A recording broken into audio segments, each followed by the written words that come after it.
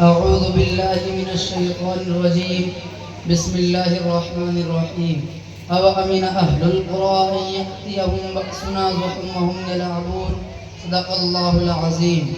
عزیز طالب علم بھائیوں اور برادران اسلام، یوں تو مسلمانوں کی تاریخ مشکلات و مصائب، ابتلاء و آزمائش کی داستانوں سے لبریز ہے.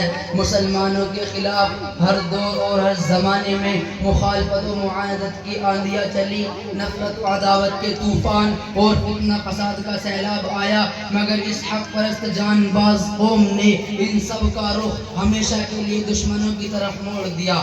آج بھی عالمی پیمانہ پر مسلمانوں کو ہر ملک میں ظلم و ستم کا نشانہ بنایا جاتا ہے، مگر جو شدت ہندوستان میں نظر آتی ہے وہ کہیں اور نظر نہیں آتی.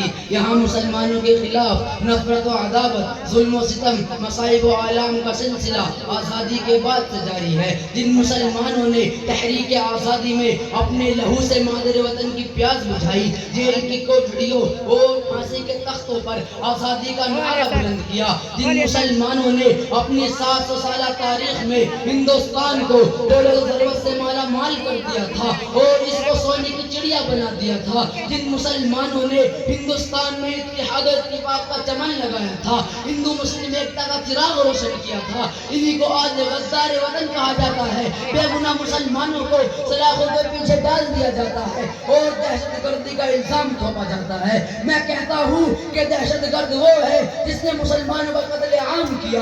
دہشت گرد تو وہ ہے جس نے مسلمانوں کی عزت کے ساتھ کھلواڑ کیا. آتنکوادی اور ڈاکو وہ ہے جو مسلمانوں کے حقوق پامال کرتا ہے. دہشت گرد تو وہ ہے جس نے ملک کے نافذ کیا آئین قانون کو توڑ کر فساد کا طوفان کھڑا کیا.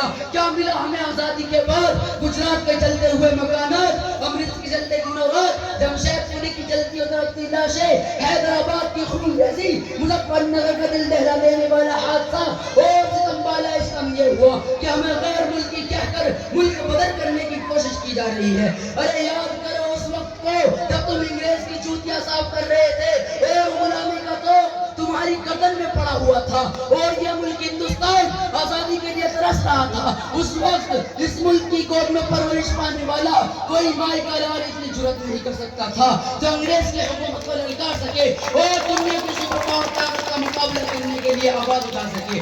دیکھو ہماری بے باکی کو سب سے پہلے جس نے آواز اٹھائی وہ شیر دل انسان، خدا پرست انسانیت کا مسیحا، شاہ ولی اللہ محدث دہلوی کا فرزند شاہ عبدالعزیز تھا. شاہ عبدالعزیز کی آواز کیا تھی؟ وہ آواز یہ تھی کہ انگریز کے خلاف جہاد کیا جائے اور ملک ہندوستان کو آزاد کیا جائے. شاہ عبدالعزیز کا یہ فتویٰ انگریز کے لیے خطرناک پیغام تھا جس نے انگریز کو بے چین کر دیا.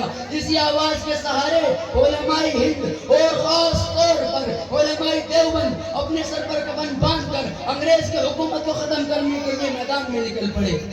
پھر تاریخ نے دیکھا کہ علماء کرام کو توپ کے منہ پر باندھ کر گولہ داغ دیا جاتا.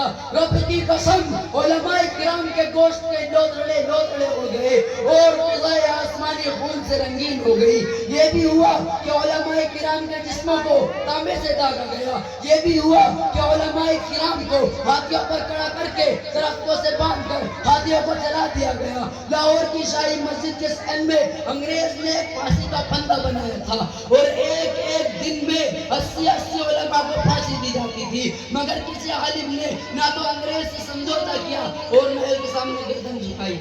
میں اپنی تقریر کو شروع کرتا ہوں. تجھے مبارک ہو حکمرانی، مخالفت بھی ہم نہ کریں گے. تجھے مبارک ہو حکمرانی، مخالفت بھی ہم نہ کریں گے.